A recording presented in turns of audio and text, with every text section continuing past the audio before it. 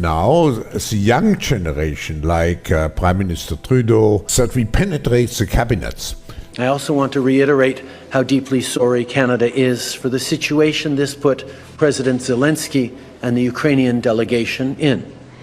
It is extremely troubling to think that this egregious error is being politicized by Russia and its supporters to provide false propaganda about what Ukraine is fighting for. Why does this government treat Alberta like a fart in the room that nobody wants to talk about or acknowledge? I heard her say a word that I know is distinctly unparliamentary, and I think she may want to withdraw it. The word was F-A-R-T. I mean, we love your Mr. Trudeau. I mean, his family's always been such big fans of our flag.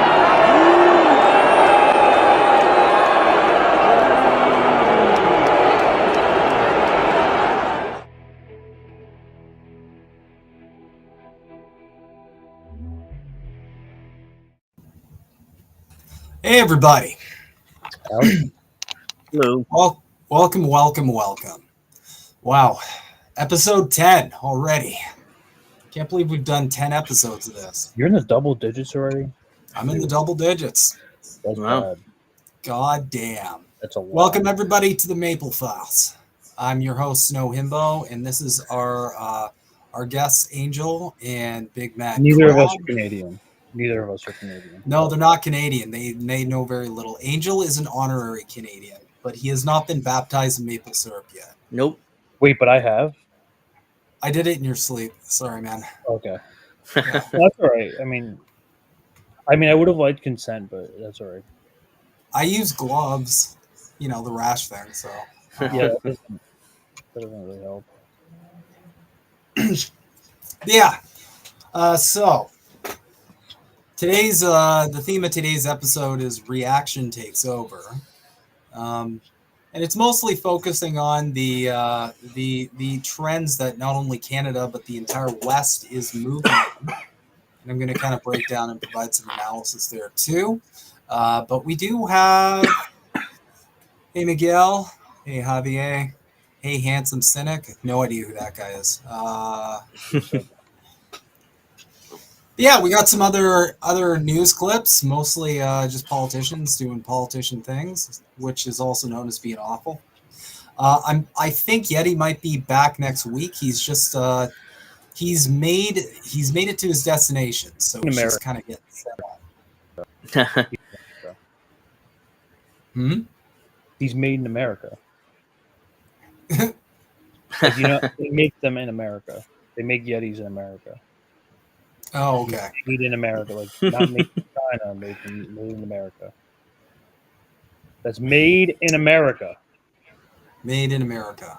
Made in America. Made in America. That's right. Not to be convinced with made in Canada. Right. MAID. Right. So that's correct. That'd be correct. Anyway, we'll get to our first story right here. Former Trudeau cabinet minister criticizes PMO over access to prime minister. Marc Garneau says he was never sure something told to Trudeau's office went to the prime minister. Foreign Affairs Minister Marc Garneau is criticizing Prime Minister Justin Trudeau in his office, saying he was never sure if something conveyed to the Prime Minister's office ever got to the Prime Minister's ears. In an interview on Rosemary Barton Live airing Sunday, he said he felt the PMO acted as a bit of a filter and that certain ministers had closer access to Trudeau like childhood friends. There are occasions when a minister wants to talk directly to the Prime Minister, and I never felt, despite the fact that he said his door was always open, that was really something that he invited. He told CBC chief political correspondent Rosemary Barton. Garneau served in Trudeau's cabinet from 2015 to 2021, first as Minister of Transport, then as Minister of Foreign Affairs. He was dropped from cabinet in October 2021, but remained an MP until March 2023.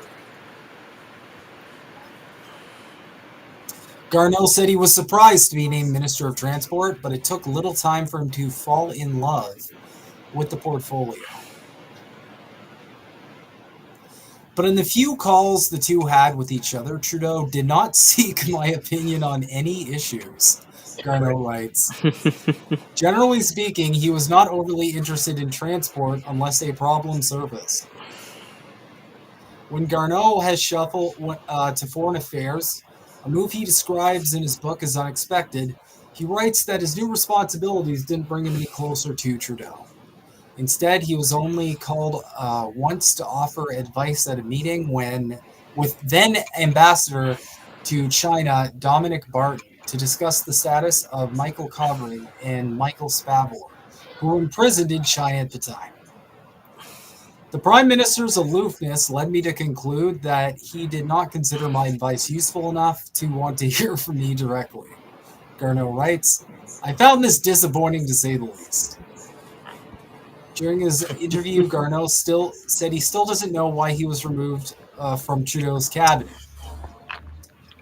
It was a punch in the gut. I was disappointed, Garneau said. I had a whole bunch of things I wanted to do at Foreign Affairs, but it was not to be. As the Liberals continue to struggle in the polls, Garneau did not say whether Trudeau should quit as leader of the party. Instead, he described Trudeau as someone who doesn't like to give up. He likes a good fight, and I think that he's made up his mind that he's going to fight that fight, so we'll see what happens. Yeah. That, or just his ego, like most Western politicians, blinds him. But alas, Canada's place in the world is slipping. Garneau also expressed concern over Canada's international reputation and its foreign affairs strategies, saying that we don't always know who we are dealing with. This applies primarily to the Indo-Pacific, where the center of gravity of the world has shifted and will be there most of this century, he said. We do not know the countries there as well as we need to know them. The second shortcoming for Canada, Garneau said, is we want to be a voice that's heard in the world, and yet we don't have the credibility to match those words. We want to do our share of the heavy lifting with respect to collective security, but we're unable to do it because we have neglected our armed forces for too many decades. That sounds familiar. After a litany of criticism from allies, especially the United States, the Liberal government announced in early July that it hopes to meet NATO's military spending benchmark of 2% of members' gross domestic product by 2032. The important things that Canadians care about. NATO's military spending. I mean, it's important issue. I mean, you never talk to your neighbors about your NATO military spending? That's all I talk about. It's like At the price of NATO militaries and... Yeah, I'm at the grocery store, and people are complaining about how much beef costs, and they're like, "Yeah, but we got to meet that NATO military spending benchmark, right?" So yeah, it's fine if I can't eat tonight. I wouldn't want to make NATO sad. So yeah, I need everyone Boeing needs a piece, Raytheon needs a piece. We all need a piece. This is what we call an opportunity economy. Okay, we give back. That's what we mean. Economy. Even the sound of that is cynical. Economy. We give back to our military contractors what they offer us, which is democracy all around the world and defense. Garneau referenced other examples that suggest Canada's reputation is waning, like its failed bid to join the United Nations Security Council in 2020, or how nobody came to see us about new multinational partnerships such as AUKUS or the Quad. We're slipping from that point of view, and if that's the way it's going to be, then we make that decision, we accept it, Garneau said. But we shouldn't be expected to be taken as seriously as we'd like to be. So, the interesting part of this article is this was by the CBC, which is partially state subsidized. So the fact that even they're kind of letting anti-Trudeau sentiment or negative Trudeau sentiment kind of slip in, kind of really puts the finger on the pulse when it comes to how down bad our country is. This fucker is complaining about not getting into the UN Security Council in 2020. I'm like, why would they let you in? I mean, no offense, but Canada's like the US's little brother. Like, there's no way that the Americans like we're not letting him into the Security Council. Fuck that.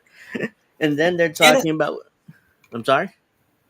Canada's known for two things: mining and resources, and that's it. Well, and trampling citizens. Yeah, and they're like, "Oh, can we be let into the centers of power?" No, shit. They're like the little brother that awkwardly is there. It's like, "Hey, can we be let in?" No, we can't be let in and be cool. Britain Damn. said it's my turn on the Xbox. Well, yeah, Britain's more worthy than Canada apparently. Yeah. But without further ado, the point of this episode, all in all, is to highlight the forces of reaction that are descending upon the Western world. And I'm going to start with Canada itself. All right. Check this bullshit out. Youth in Canada voting to the right of boomers is apparently because young people can't get employed and can't afford a home. Hope that helps the political discourse on this one.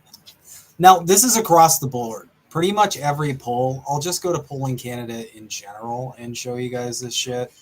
And of course, I got this garbage. This is federal polling. So, because you guys are American, you might not know this. The CPC is the Conservative Party. That's our GOP, if you will. Okay. Pretty much. CP is your Conservative Party? Is that CPC? Okay. So vote blue up here is a vote for reactions. It's got nice. And then tied for second place we have the NDP. So that's kind of like the Soc Dems. It would be like if like Bernie and the Squad had a party. So like they're better than the Liberals, but it's still neoliberalism, just kind of, with less atrocious policies. Now, the fact that they're tied with the Liberals is fucking bonkers because it's almost always been Liberals and Conservatives, and then the NDP trailing like third behind. And I think that's because Canadians are just done with the Liberals. Now, I think this is a really huge missed opportunity for the NDP because they decided to get into this weird alliance with the Liberals and start working with the Liberals, kind of how, AOC and Bernie and the Squad all started just, Nancy Pelosiing it up. Same thing, except to different parties. And I feel like with everybody's frustration with the Liberals, they could have really stood out and presented like a better option than at least more neoliberal, like slop. But instead, they kind of like got in bed with the Liberals, and now they're kind of stuck with that stink, even after they kind of like abandoned the Liberals and said their little deal was over. But you see the seats here. The seats in this poll are CPC 217, LPC 45, NDP 43, Bloc Québécois 35, and our Green Party is like 3. It's like L, just massive L. And as you can see, it's like, it's across the board. So we're essentially just seeing like, now I'll be the first to say, NDP is doing better, but the biggest takeaway here is we are right in line for a massive conservative wave. And I'm going to be the first one to say the last thing this country needs right now is a conservative government. But I'll kind of analyze that a little further. But that is the last thing we fucking need. Canadians are buried in debt. Our social safety nets are already in the toilet. Not even disability pays enough for anyone to be able to survive on. Like, we're down bad. We're down real fucking bad. Wages are not even close to the cost of life. It's not close. Like, it's so stupid. And the conservatives are just going to dumpster the economy, because that's what they're good at, dumpstering the economy. But I can provide a bit of analysis here, a little bit further analysis. But first, it's not just us.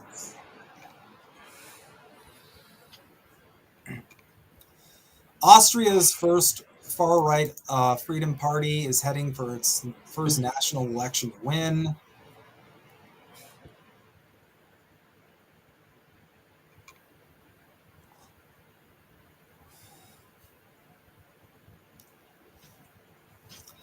It's kind of the same sort of shtick, but my point is there's a massive right-wing explosion pretty much the West over. We're only not seeing this in countries like that have like a functioning brain, like Venezuela, or I don't know if it's possible to have a conservative swing in China. It's kind of just that China. Yeah, it's very unlikely. It's right in the name, you know. Can't really be right-wing communists. Well, outside of the U.S., I guess.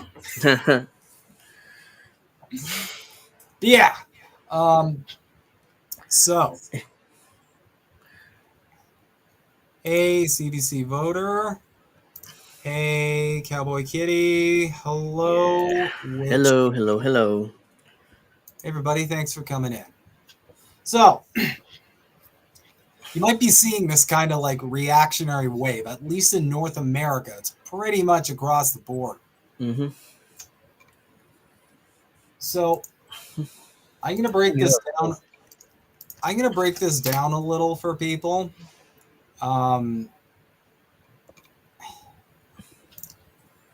Because this kind of mirrors what I've been saying for a while. But this excellent account, Mass Strike Now, follow them if you haven't, because they have dank memes, as the kids say. Lay dank pepes or whatever. Yeah. Zoomer speak. We're doing Zoomer speak. I'm going to stop now. Okay. So, this is the cycle that we've been going through for our whole fucking lives. First off, inspiring centrist refuses to tackle the underlying social problems that led to the rise of the far right. All right, we move on. Stagnating living standards creates fertile ground for fascism. Far right win elections. Then we move on.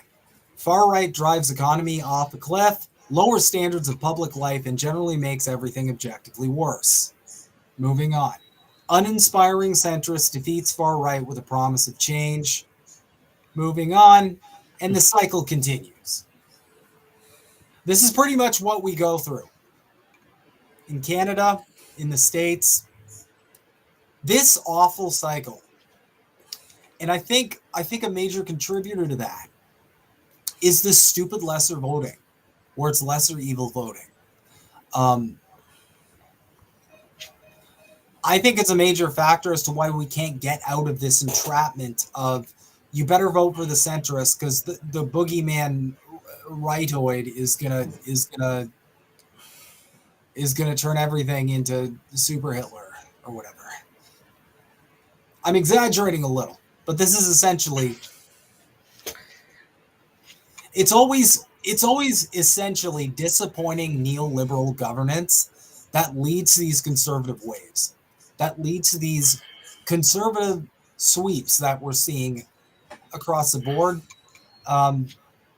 You guys are American. Think back to what the temperature was like at the end of Obama. Mm-hmm. How fed up everybody was, how frustrated they were. They had 8 years of the okie doke of hope and change. We're gonna get there. I'm gonna make everything better. Drone strikes all over the place. Healthcare's a fucking mess. The economy's garbage. And then what happens? A game show host wins. Mm-hmm. Who didn't have a healthcare plan. But it's okay, because now He has concepts. He has concepts now, to be fair. So we have to give him that. We Yeah, have we have to give him concepts that of at the plan. least. There's concepts of Concepts It's in the works. 2024. God, I Mhm. want to die. So this is kind of the cycle we go through. And it's this cycle of never being able to get out of this, like, and we have it in Canada too. You guys see it all day, all night long. You know, you got the conservatives saying we need to vote for the lesser evil, who's Orange Man, or it'll be the end of the world. And then you got the libs saying if we don't vote for Cackles, vote for the deep state hologram over there. Thank you, Russell. Then it's going to be the end of the world. And we're trapped right here because getting out of that bubble represents risk.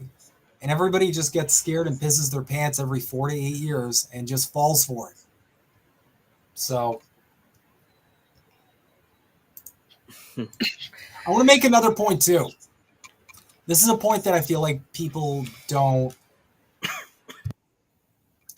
really take into further consideration, and I'm going to make my point with an article that's kind of funny. This is kind of funny. It's kind of funny.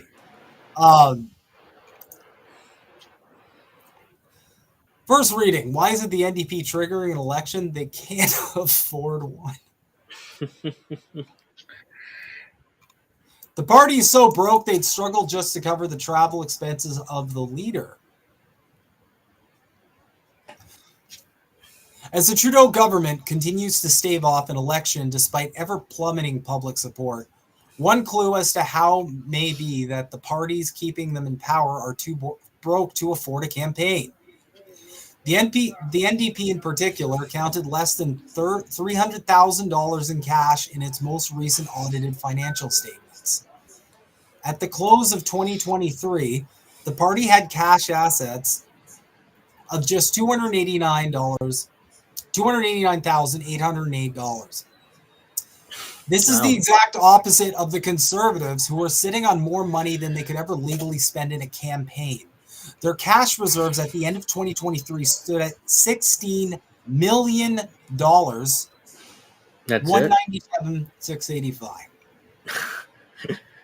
That's a pittance compared to what's spent here in national elections. But I digress. Yeah, but you guys got your finger on the button. Mm-hmm. Like there's going to be. Also, you guys got I'm jealous of all that lobby cash you guys get up there. You guys get mad lobby cash. You're jealous? You get BlackRock. You got big pharma. You got other lobbyists. None of them from foreign governments though. That doesn't happen, right? No, that wouldn't happen. No, really. I wouldn't say that. No. None that give like millions of dollars to both of your candidates, right? That would be ridiculous. That'd be crazy. There's no way. Yeah, that's nuts. No. It definitely doesn't start with an A. I know that much. No. So I bring this up not just because I'm being stupid. I do that for free. But this is another point that I try to make, because in this cycle of neoliberalism not really meeting the demands of the public, not really meeting to address the material conditions of the working class and the middle class, if you're one of those middle class believers. And then there's always an opportunity for a right-wing figure to pop up as a hero. Right now in Canada, it's PP, aka Milhouse, aka Pierre Poilievre. You know, where you guys are, it's obviously, Zion Dawn. Mm-hmm. There's always a right-wing figure that pops up as a superhero. And everybody asks, like, well, fuck. Why is it always a right-wing superhero? It's always a right-wing superhero because of what I'm showing you right fucking here. Right-wing politicians take advantage of these moments of neoliberal incompetence because the right has access to capital and the left doesn't. Period. The right will always have access to more capital. Always. That's because their policies, however they dress them up to appear working class friendly, to appear beneficial to the everyman, they are always policies that will predominantly benefit the rich and powerful. Every single one of Pierre Poilievre's policies are meticulously designed to appear appealing to working people. But when you peel them back, and I might do this next episode, when you peel them back, what you find is just a bunch of rich and powerful serving interest. And that's why there's this discrepancy, because this is insane. Okay? You've got a major political party that barely has anything at all, comparatively. Let's do some math real quick, actually, because I'm curious.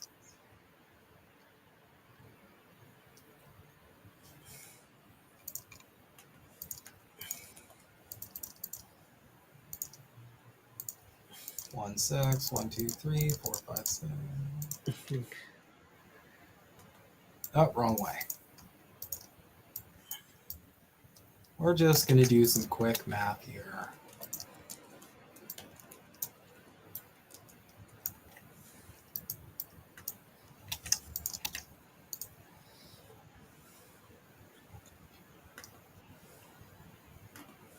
Oh my God, okay.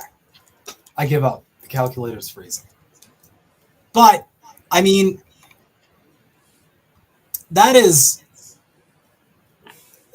over 30, that's over 30 times a difference in cash money. That's fucking nuts. And this is part of the problem.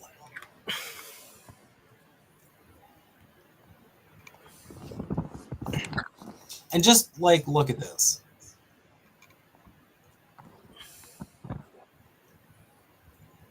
That's not loading either. Jesus, man. Okay. Oops. Okay, perfect. I found it. All right, so check this out. This kind of like, if you compare this to the polls and what we're seeing, it almost kind of lines up. At the end of 2023, unrestricted funds available for each party. The Conservative Party of Canada, 10 million. Liberal Party of Canada, 2.1 million. NDP, 1.8 million. Cash on hand, Conservative Party of Canada, 16 million. Liberal Party of Canada, 2.8 million. NDP, 289,000. Now, when you look at the polls and then compare this, it becomes really painfully obvious that this makes a difference. And this is what I mean when I refer to neoliberal incompetence. Because there's always going to be a right-wing politician who's got a lot of wealthy people backing him and who's in bed with a lot of people who would love him to get into office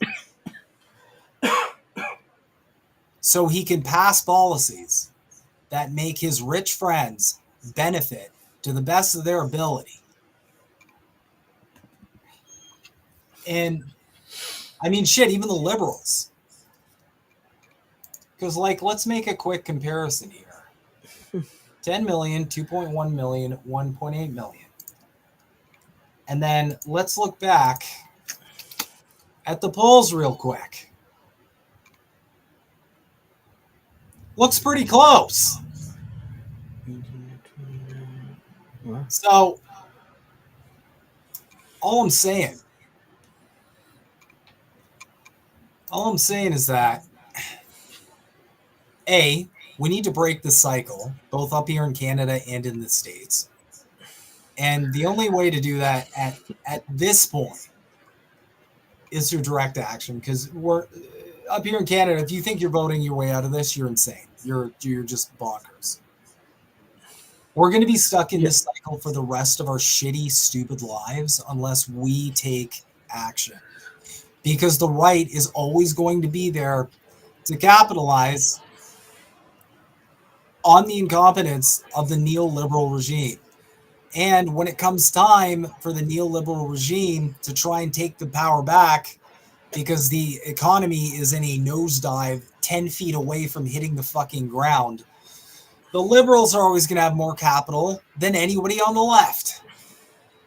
Or in the, in the case of the states, they're busy suing third parties off the ballot and, all kind of rat fucking. But I digress. This is from Pamphlets. Bricks versus. I love that. This is my favorite account on all of X. It's one of my favorites too because Pamphlets is like the greatest. No, literally my favorite account on the entire platform is Pamphlets. I'm not joking. Dude, did you see? It's W after W. Did you see? I'm pretty sure I shared it in one of our group chats. This account literally triggered that big like declaration of memes fed account. They made some shitty post and they replied with "You should be executed with this for this post." And he was like, "The tolerant left." He was like mad about it or scared. I don't know. But like, look at this. The West really is cooked. Look at the G7 versus BRICS. Look at that. No. Keep KKK coping. Yeah, they do the KKK thing a lot too. Yeah, like we're not. This is bad, guys. Yeah, that's the rat fucking. Is that a sport in Canada? Anything's a sport in Canada if you're brave. Fucking? Did you say that? Yeah. Yeah, that's a sport in Canada. I think so. It's our national sport, rat fucking. Okay. Well, here's the thing. The G7 used to be the G8. Russia was in the G8. They kicked Russia out, and now they started BRICS pretty much, and look at where they're at today. Look at us. It's like, oh, shit, we're fucked.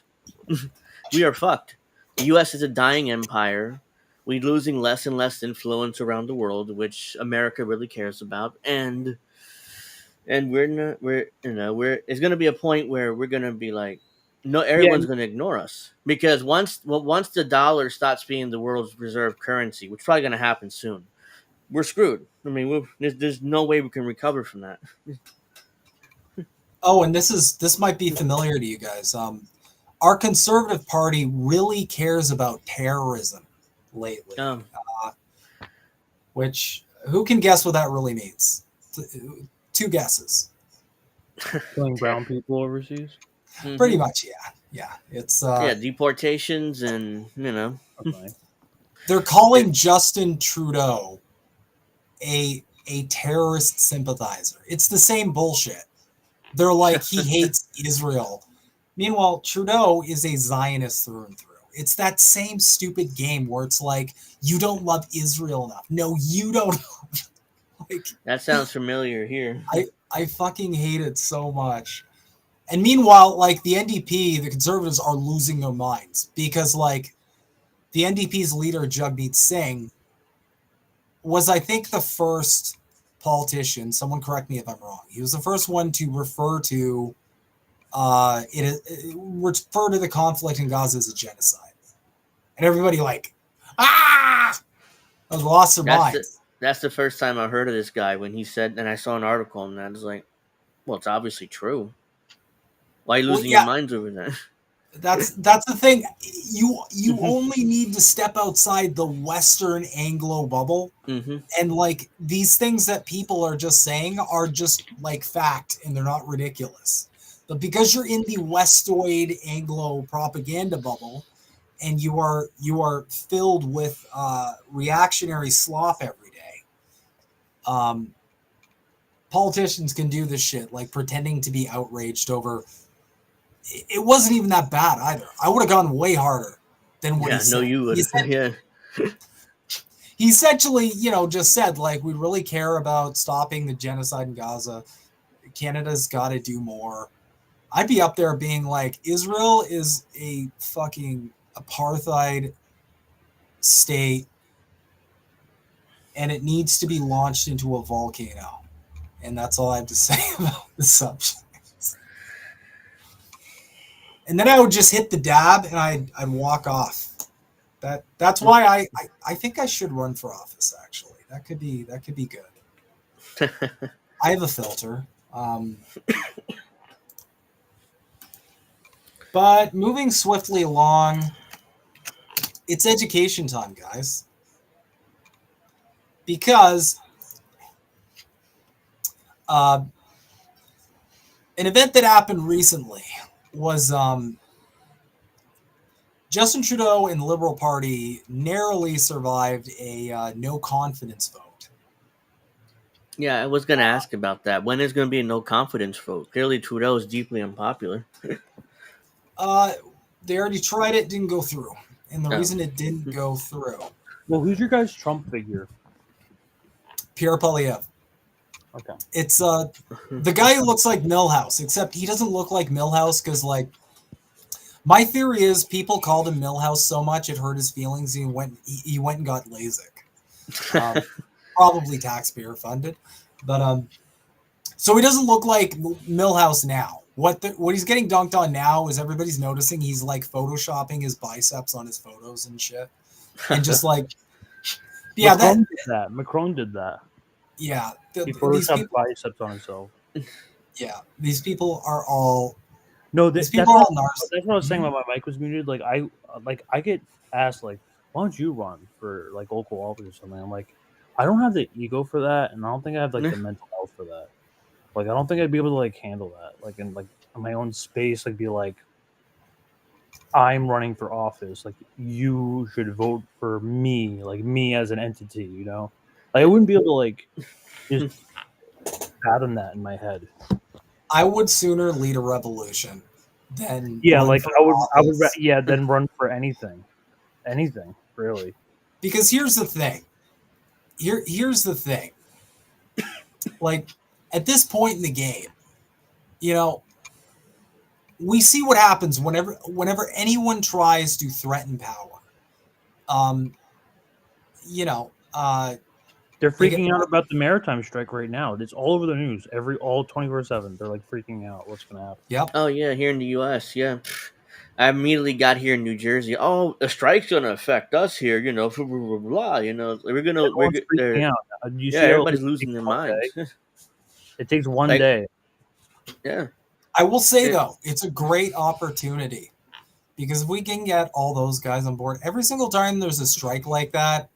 Like what we need to be doing is we need to be reaching out and making connections, because one amazing thing we could do to really get a general strike pop off is, you know what, I might actually do that myself.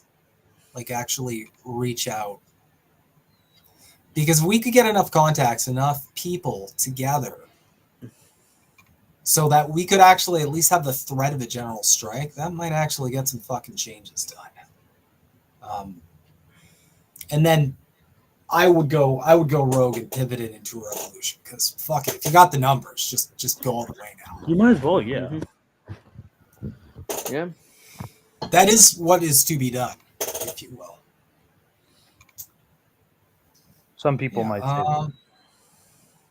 Some people, indeed. But I digress. So it is learning time. What? I thought we were in learning time. It's learning time too. Part 2. Oh. Yep. Damn. So a lot is happening in Canadian politics right now. From the New Democratic Party, the NDP, axing its supply and confidence agreement with the Liberals earlier this month, to Conservative Party leader PP's non-confidence motion. PP. Put forward against Prime Minister Justin Trudeau's government. it can be easy for the average Canuck to get lost in all of the drama, which I find hilarious because, like, what the fuck is an American supposed to do? And plus, his name is Pee-Pee. Like, that's so dumb. Yeah. His name is initials are literally Pee-Pee. What kind of name is that, bro? You just call him Pee-Pee. That's it. His parents obviously didn't think this through, where they're like, They didn't know nothing. They never even like gave it a second thought. They're like, yeah, just name him Pee-Pee. Just name the kid Pee-Pee. he's See what just happens. Pee-Pee. Just name your kid Pee-Pee and see what happens. Yeah. What's his middle name going to be? Let's make it Poo-Poo. Pee-Pee, poo-poo, sharding, and farting. That's going to be the full name. That's going to be his grandson, pretty sure. Okay. So we'll start at the basics. What is a non-confidence vote? Put simply, a vote of non-confidence or non-confidence motion aims to force a general election and remove the Prime Minister from office. It's a part of the Canadian parliamentary system's confidence convention, which holds Trudeau and his cabinet responsible to the House of Commons for their actions.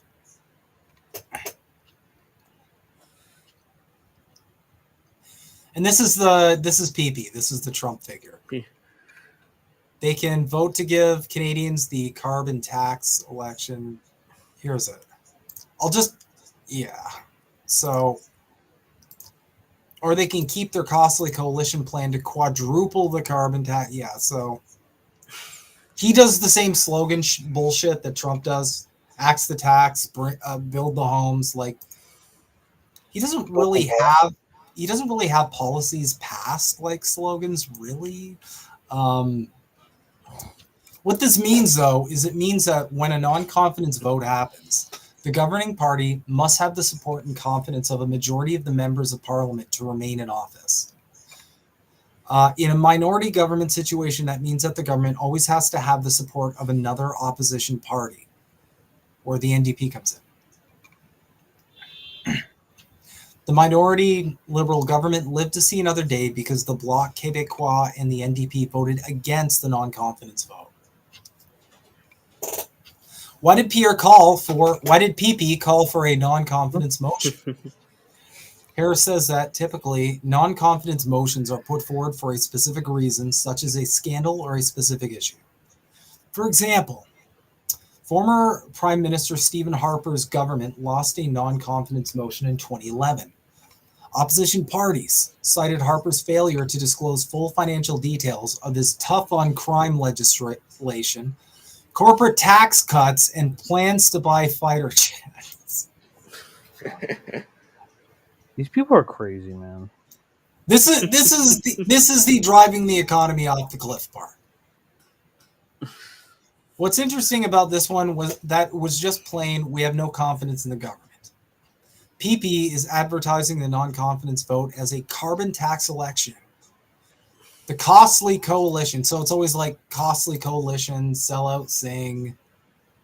I forget the one for Trudeau. He's got one like cowardly Trudeau or something. But yeah, he's basically he's great value Donald.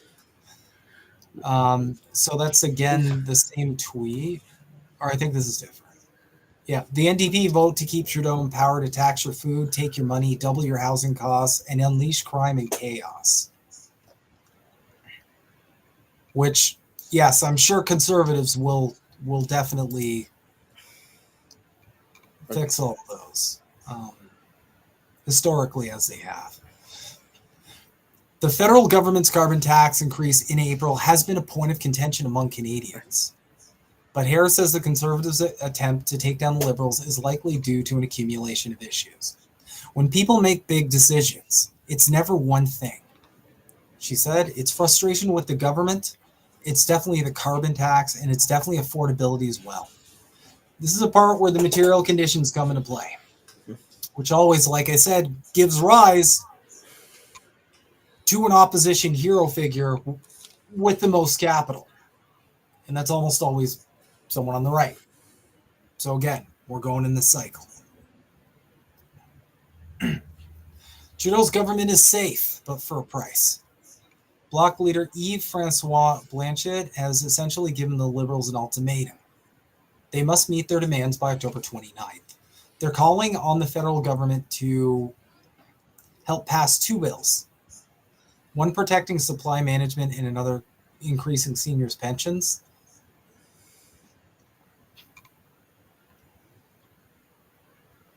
The NDP is demanding that its pharmacare legislation be passed so it can campaign on that and say, look what we got for Canadians, Harris speculated. And you got a tweet from Jugmeat. Today, the Conservatives tried to stop pharmacare and cut dental care. Poilievre's PP's cutting Conservatives want to make sure you can't have free birth control and diabetes medication. The Liberals can't stop him, but we can. What is this, a fucking Marvel movie? Jesus. That's what all these people are playing. They're playing like they're playing Marvel characters. It's either team sports or like some like no, they literally view their people as superheroes. Like look at Trump, look at Kamala.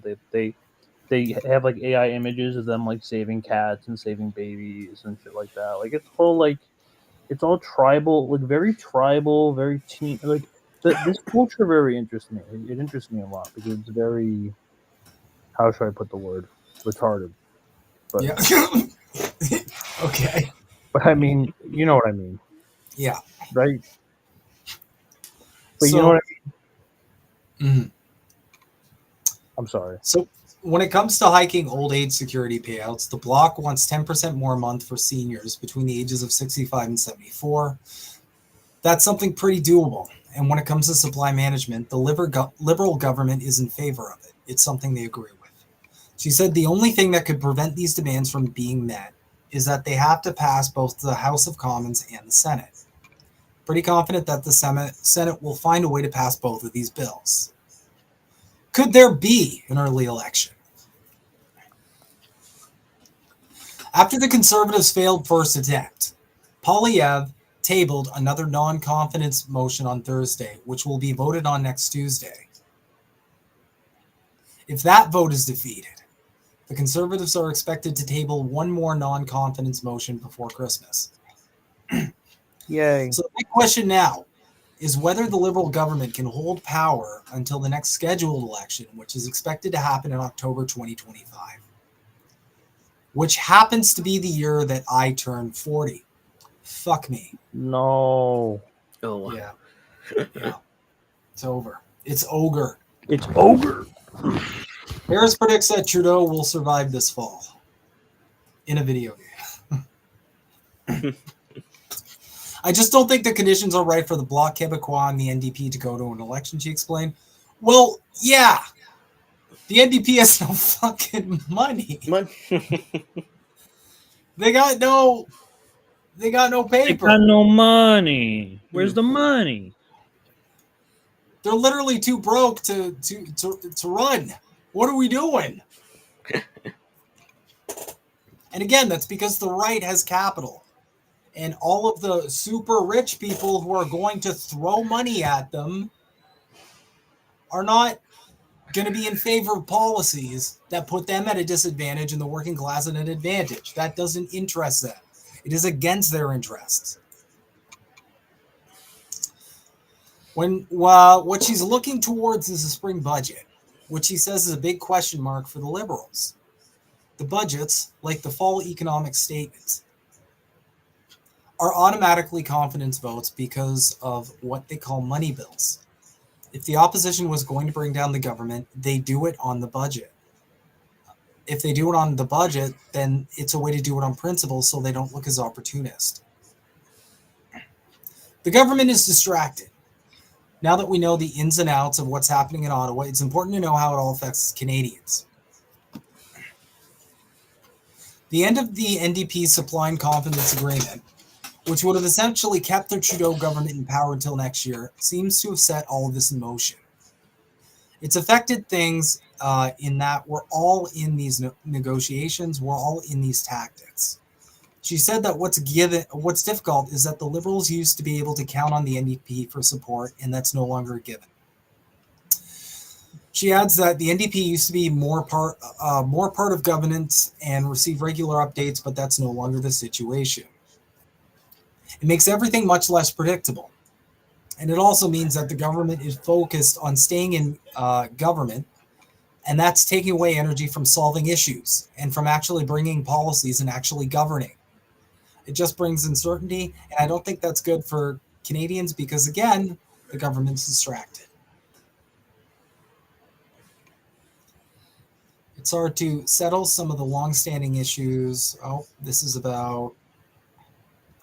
Says it also makes it hard for governments to make long-term plans and to embark on new projects. As a political consultant who works with Indigenous clients, she says they have been having a difficult time negotiating Indigenous relations. It's hard to settle some of the long-standing issues of Indigenous communities when they don't know if there's going to be a government.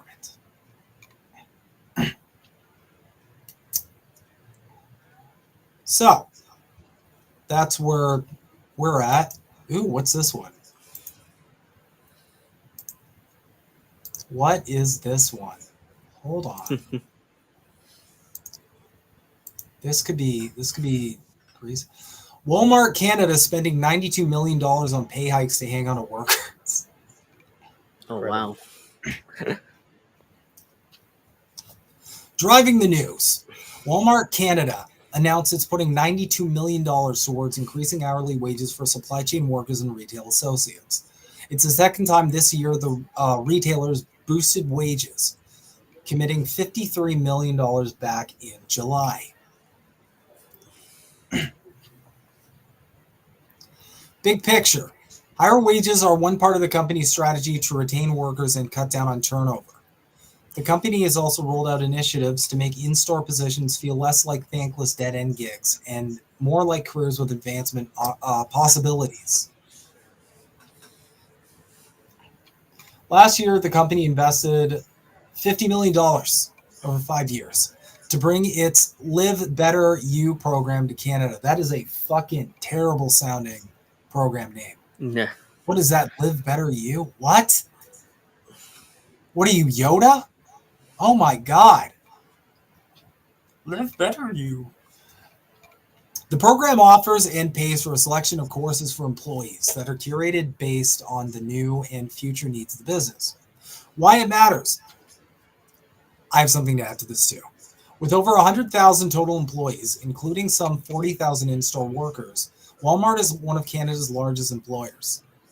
Decisions the company makes are influential in the broader retail space and could inspire similar hiring practices at other stores. Now, make no mistake, this is 100% to just, this is solely intended for no other reason than to keep workers from leaving for greener pastures. Don't forget, we live in the age of work from home. And, you know, if you've got considerable customer service skills, especially if you got any tech skills, I can't even imagine the kind of dog shit they're paying over at Walmart, but you can probably leave for greener pastures. And I kind of have a bit of an anecdote from my workplace as well, because we have lost a ton of really important people over the last year. And the only difference between all of them is they said they are embarking on a new opportunity. They are moving forward in their career, language like that. Whenever you hear I'm leaving for another opportunity, that is code for I asked for more pay, I didn't get more pay, someone else offered me more pay, so fuck you, I'm leaving. That's all that means. 9 out of 10 times that's all that means. And this is what's going on likely with Walmart. They're likely seeing a lot of workers kind of hightail it out of there and go find other more gainful and fruitful means of employment. And they're saying, hold on, this isn't really great for our bottom line. Not to mention, I mean, there's training, there's hiring, these are additional resources that are affecting their bottom line. So that is Walmart. Good on Walmart, obviously, for increasing wages. I'll always say that's a positive thing because I'm worker first. But fuck Walmart, too, for letting it get to that point. If you have to let it get to the point where the only reason you want to pay people anything close to a living wage is so they won't fuck off to a company that will pay them anywhere close to a living wage, you suck.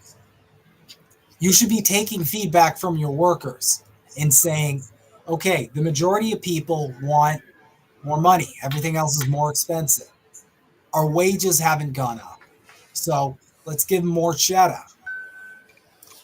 And again, this wouldn't be a problem if we had worker co-ops. But apparently that's too radical an idea for Canadians. I digress. We're going to move on to the brother.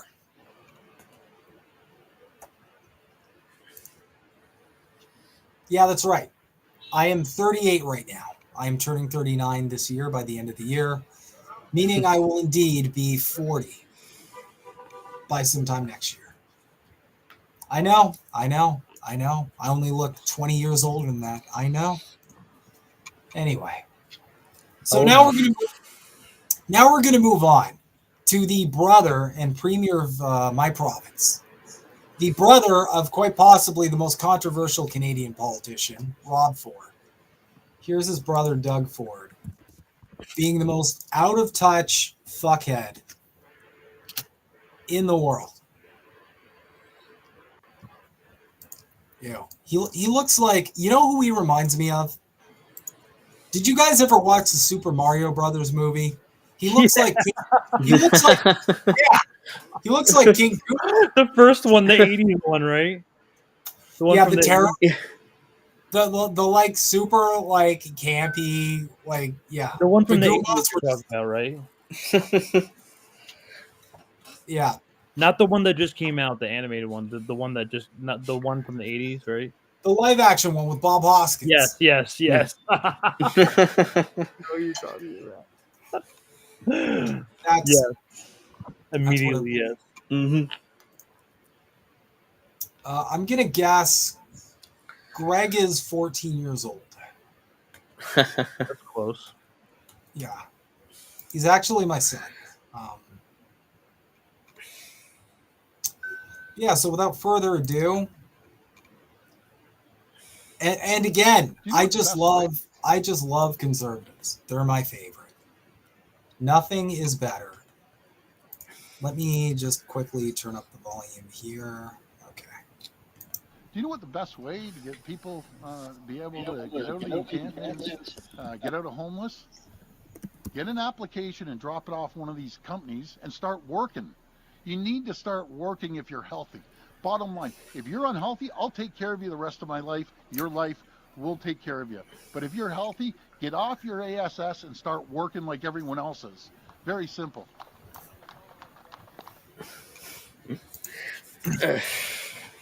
So, a lot of really good comments on that video, because what Doug here is too fucking out of touch to understand is that a lot of the people in those encampments, those tents, do fucking work. They have jobs. The problem is they can't afford rent. This is happening to more people than I know, where they have to shack up with other people or live with family because they just can't afford to strike out on their own. If they've got a minimum wage job, that's just not cutting it anymore. So the fact that you're that tone deaf,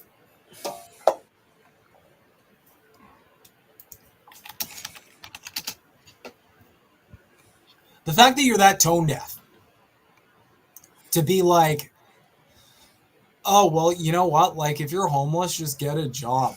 Like, I'm sorry. What planet do you live on?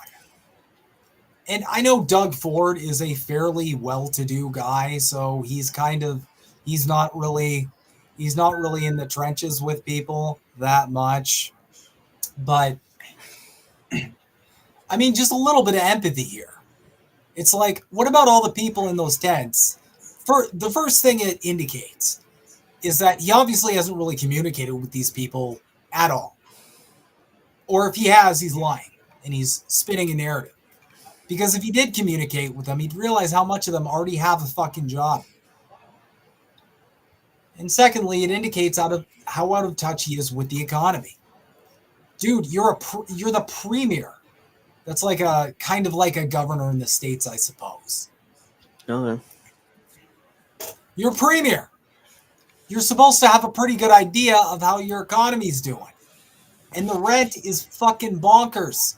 Food is fucking bonkers. Wages? Like, if there's one thing in the West we can all agree on, it's that I'm pretty sure we would all drop kick a hooker or two just to get I should have done a better example. Just to get one politician who's remotely confident. All right, Crab's got a dip. Yeah. I don't blame him. Everyone thank Crab for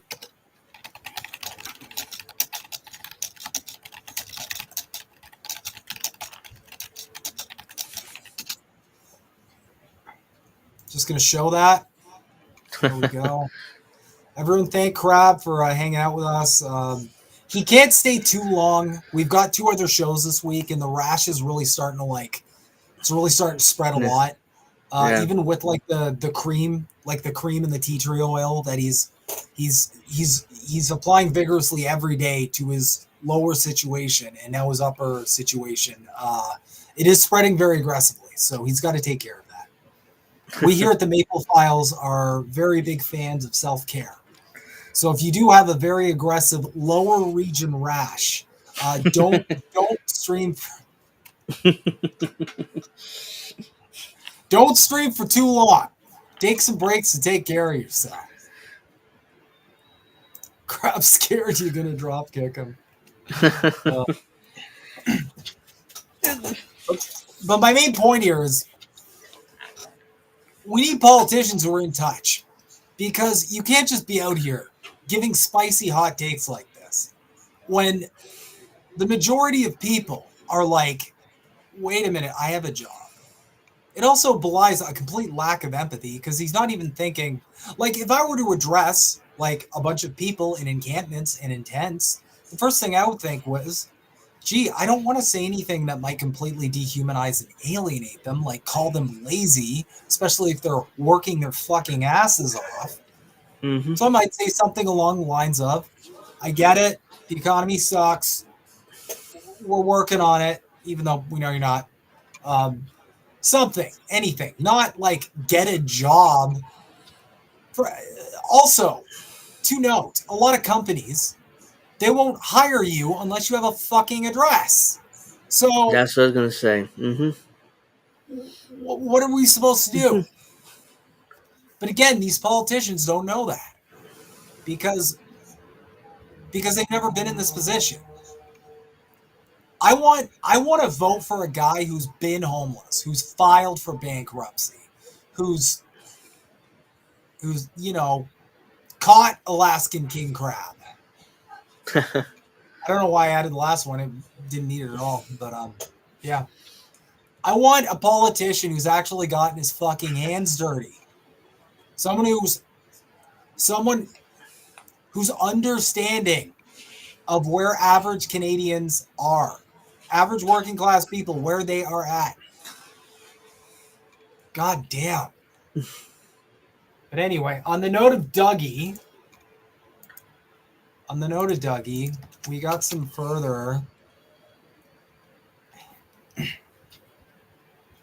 We got Dougie's making the rounds in general.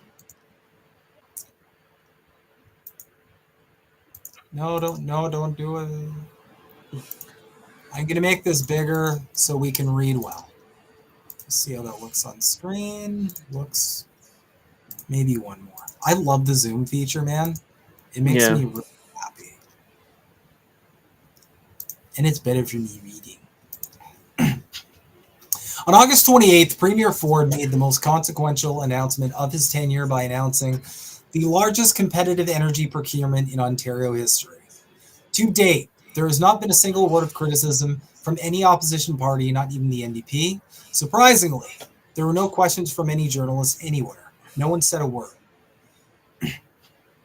It was in reality an announcement of the biggest expansion of private for-profit power in Ontario history. It will cost the public and business multiple billions. With electricity being central to the climate crisis, affordability, and democracy, there are important questions to be asked.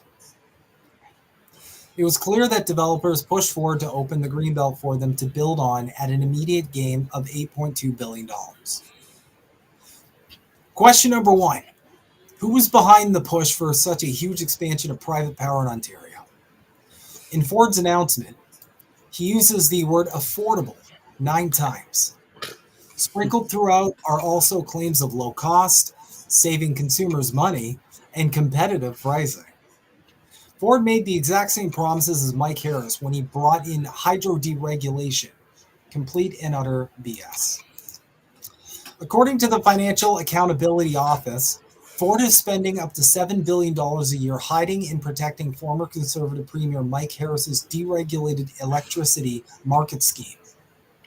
This is a market that was designed by Enron and a who's who from the banking and financial sector. Ford is not the first to socialize with the corporate elite. Shortly after Mike Harris was elected, he went fishing with Kenneth Lay, chairman of Enron, in the Northwest Territories.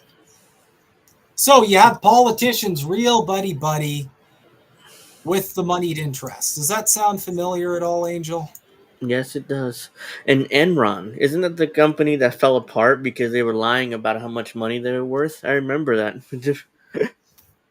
And that guy's hanging out with a CEO, like, oh, I mean, my buddy. He's cooking his books and faking how much money he has.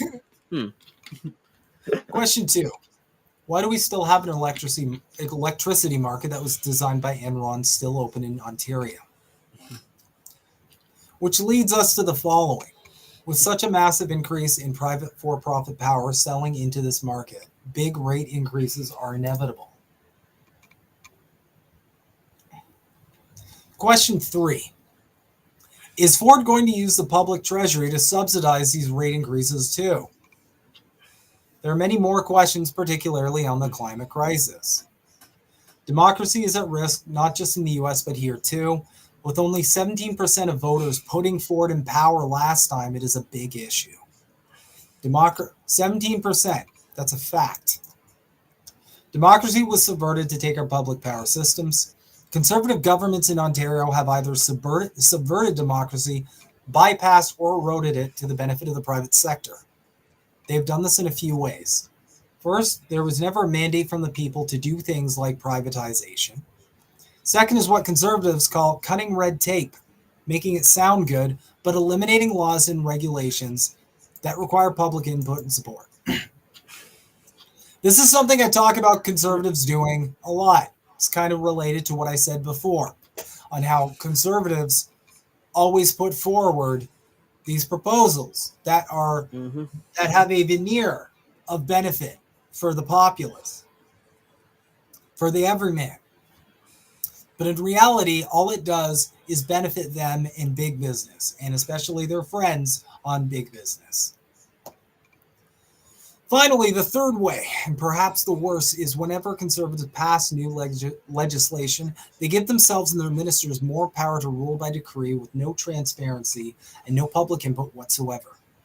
Mike Harris did it repeatedly, first with Bill 26, the Omnibus Bill 1996, which also removed a law requiring a binding public referendum anytime a public asset or service was to be sold. Then, with his hydro deregulation legislation, which was really just one very elaborate bill broken down into 3 bills for less security or an easier passage in the legislature, Bill 35, Energy Competition Act, the Electricity Act, and the Ontario Energy Board Act, all in 1998. To this day, we are all paying through the nose for this legislation. These 4 bills gave enormous power to the government and their ministers to make decisions by decree.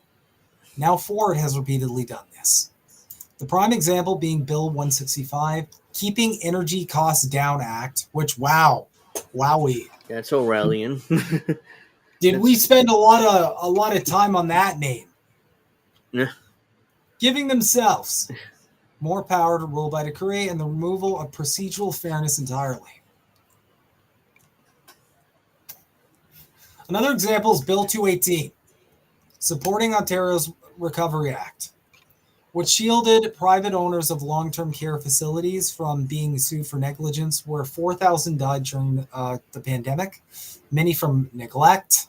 Then Ford turned around and gave these same private companies 30-year licenses and hundreds more beds, no public consultation.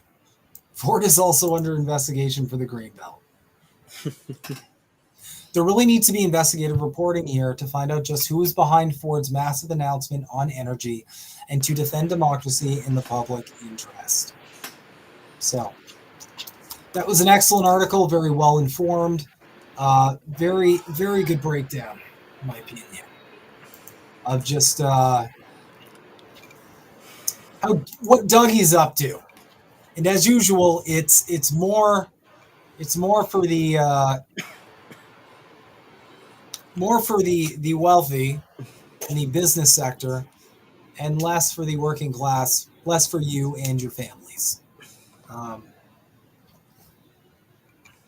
Yep, that's how it works with most politicians. Mm-hmm. That's how it fucking works. This is an interesting article. Or sorry, interesting video. The federal government detailed funding to. Now think outside the box. And this is like our version of CNN, right? Mm-hmm. So. The federal government detailed funding today for its action plan on combating hate. It came out of the 2 national summits held by Ottawa on Islamophobia and anti-Semitism. CBC's Sarah Galashan has more details on this story. So, Sarah, what more can you tell us about this plan? Well, Jacqueline, this is a response to the rising level of number of incidents of hate that we're seeing in Canadian communities. Police are reporting that hate crimes have doubled since 2019. Specifically, we see a sharp increase between 2019 to 2022 during those very tough years of the pandemic. But then in 2023, a 32% rise in hate crimes in communities across the country. The federal government pointing to fears and feelings that have been influenced by global events. Think about the October 7th attacks, and then... Yeah, it was the October 7th attacks. Does anybody know what angle this is already? We can't even get halfway through the fucking video before Isn't it crazy how we all know like exactly what this is for, who this is for, and who this is at the behest of, and who it is going to punish? Because when they refer to hate crimes, any chance they're referring to, I don't know, protests? Yep. Because of a certain event of some kind. Why is she talking like that?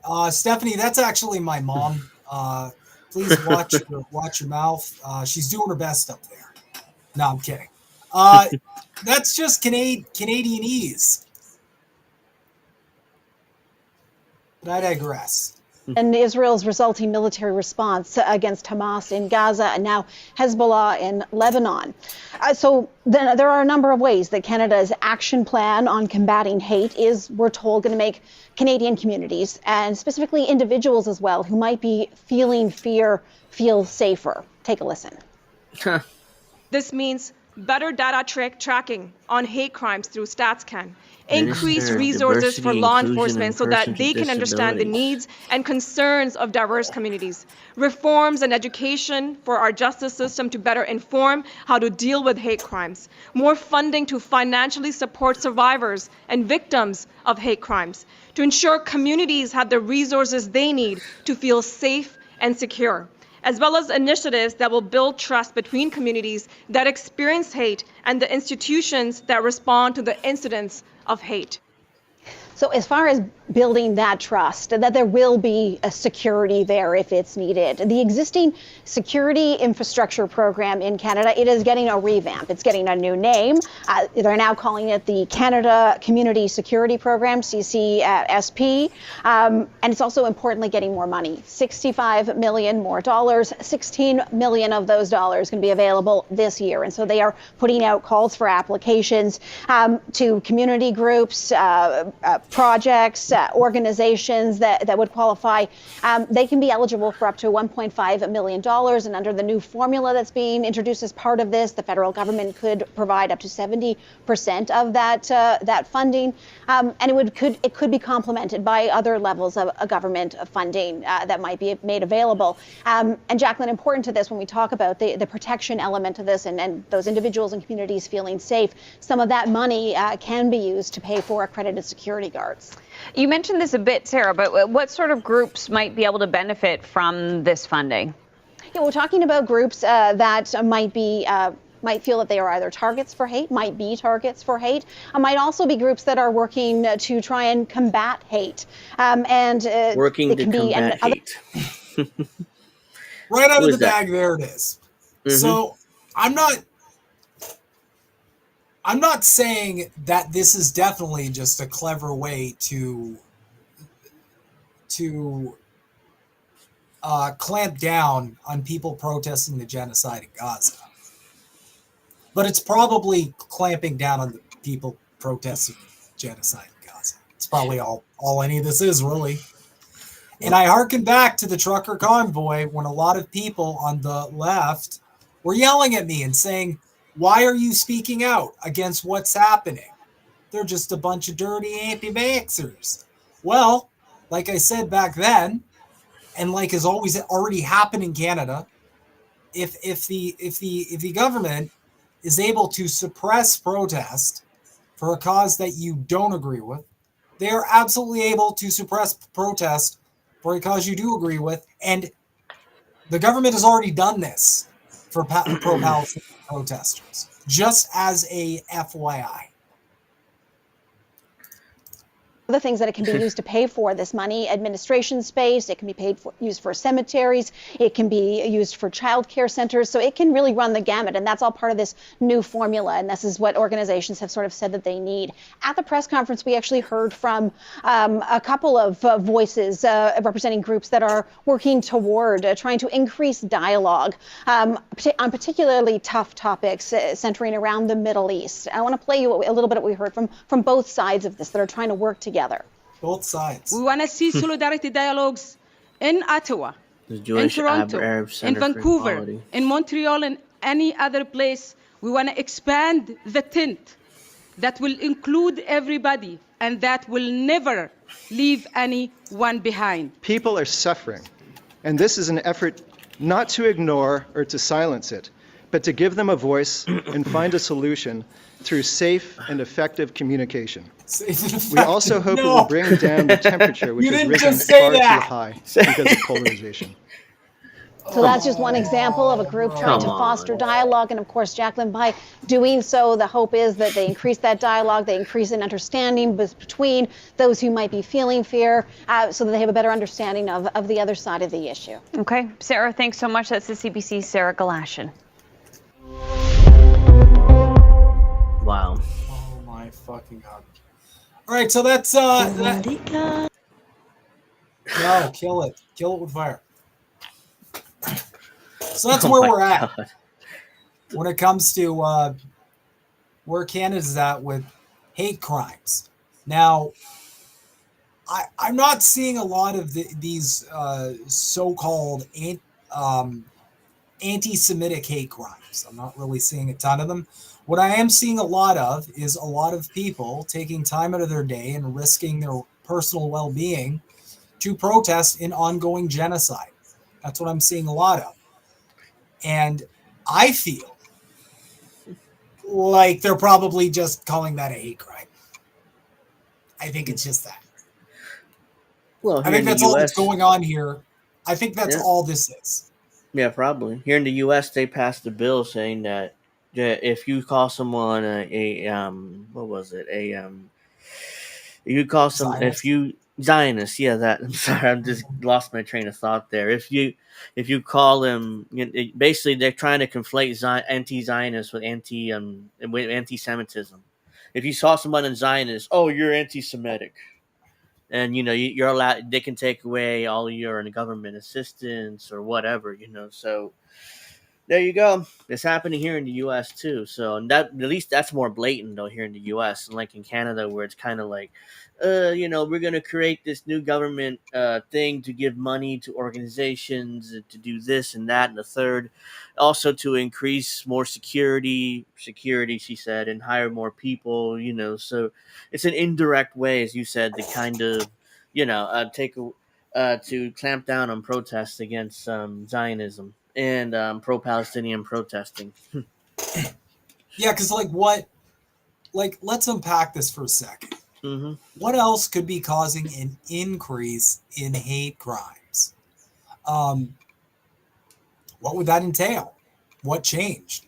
Well, the only thing that changed since that date that she mentioned was shit started heating up over in Palestine.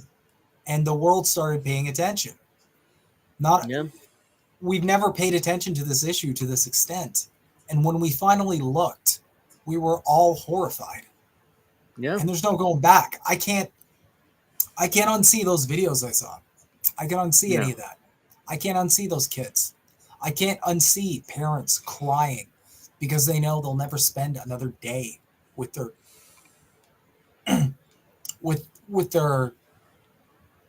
with their son or daughter anymore. Mm-hmm.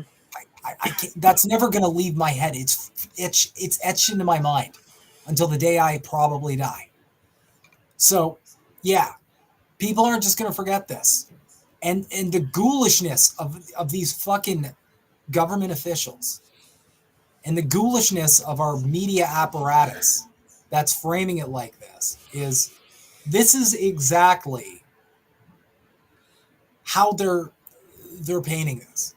The best they can do is, both sides, and we just want to increase dialogue, and there's too much hate language. When in reality, anyone with a shred of dignity would get up there and say, look, I know there's a lot of protests going on. I know there's a lot of people upset about this issue. We hear you. We also think it is completely unacceptable. That's the bare minimum you can do.